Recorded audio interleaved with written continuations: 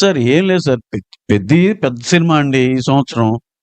అది మరి వాళ్ళకి ఇబ్బంది లేకుండా ఇష్యూలు ఇన్నున్నాయి, 10 ఉన్నాయి, 20 ఉన్నాయి చెప్పగలగాలంటే ఏంటంటే పక్కింట్లో భగత్ సింగ్ పుట్టడం అనేది ఒక సామెత ఉంది చూడండి. మా ఇంట్లో భగత్ సింగ్ ఉండాలి, మా ఇంట్లో కాదు పక్కింట్లో పుట్టాలన్నట్టు.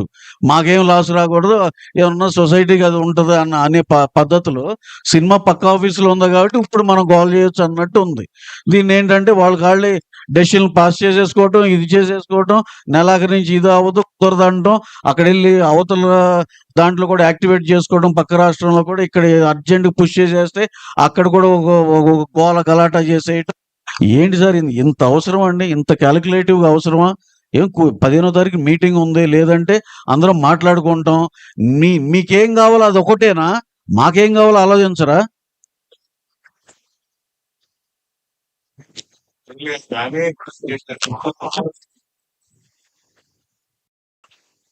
అదే మాకు ఏం అర్థం కాదు. పర్సంటేజ్ మాత్రం ఇమీడియట్ గా పెద్ద నుంచి కావాలంటున్నారు. మేము అడిగే థియేటర్స్ డెవలప్మెంట్, ఇప్పుడు సింగిల్ స్క్రీన్స్ ఏదైతే మీరు ప్రాబ్లం అంటున్నారో అవన్నీ డెవలప్ చేయండి.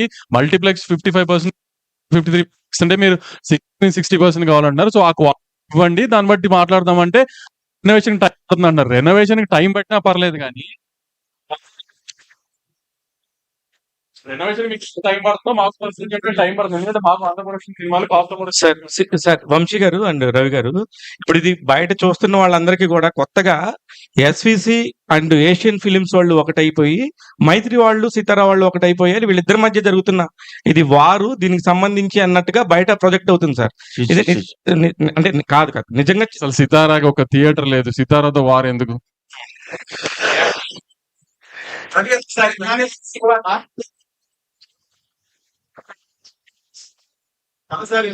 సార్ ఇందాక ఫస్ట్ నుంచి మీరు నైజాం ఒకటి చెప్తాను సార్ దీనికి. నిజంగా మాకు ఇప్పుడు ఒక సినిమా తీస్తున్నామండి, లాసు లాభం పడుతున్నాం, ఏంటో లెక్కలేసుకోవాలి. డిస్ట్రిబ్యూషన్, ఓన్ డిస్ట్రిబ్యూషన్ చేయాలి. ఆ సినిమా బాగుంటే అన్ని బాగుంటాయి, లేకపోతే ఇది అదే మోడల్లో మా రాజుగారు చేసేవాళ్ళండి. ఆయన చేశాడండి ఒక దీనిలో సినిమాను కొనేవాళ్ళు, ఎన్ఆర్ఐ కొనేవాళ్ళు. ఇది కళామ తల్లికి మన సినిమా రంగానికి ఆయన నిజంగా డెఫినెట్ గా ఆయన కాంట్రిబ్యూషన్ ఆయన చేశారు. ఆఫీస్ చేసింది ఏది ఆ పాత దీనిలో. పక్కన ఆయన ఏంటండి అసలు ఏమన్నా సంబంధం ఉందా? నువ్వు స్క్రీన్ల మీద స్క్రీన్లు పెంచుకుంటా వెళ్ళి 250, 230 పెంచేసుకో. నువ్వు వచ్చిన డబ్బు అంతా లోపలేసేసుకో. ఇప్పుడేంటి అక్కడ కూర్చుని ఆ చైర్లో కూర్చుని ఇదేంటి ఇది అన్యాయం జరుగుతుంది, సింగిల్ స్క్రీన్ అన్యాయం అవుతుందని మాట్లాడతా.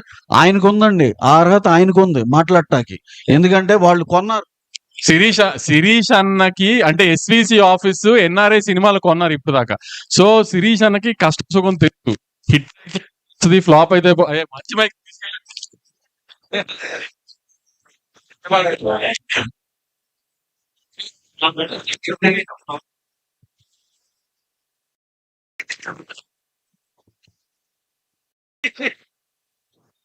శిరీష్ అన్నకి ఆ కష్టం తెలుసు.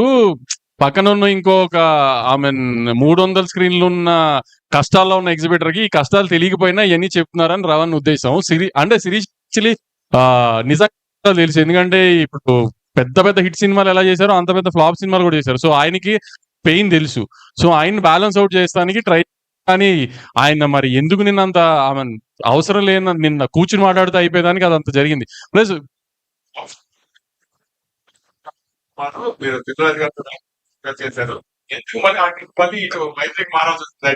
ఏంటి రోజు ఒకటే రెస్టారెంట్ లో తినాం కదా, అప్పుడప్పుడు మారుతాం కదా. అలానే మూడు వచ్చింది, మారాలనిపించింది, మారాను అంతే. అది మీరు రాజుగారిని శిరీష్ అన్నని అడగాలి, అది నాకు తెలియదు కదా.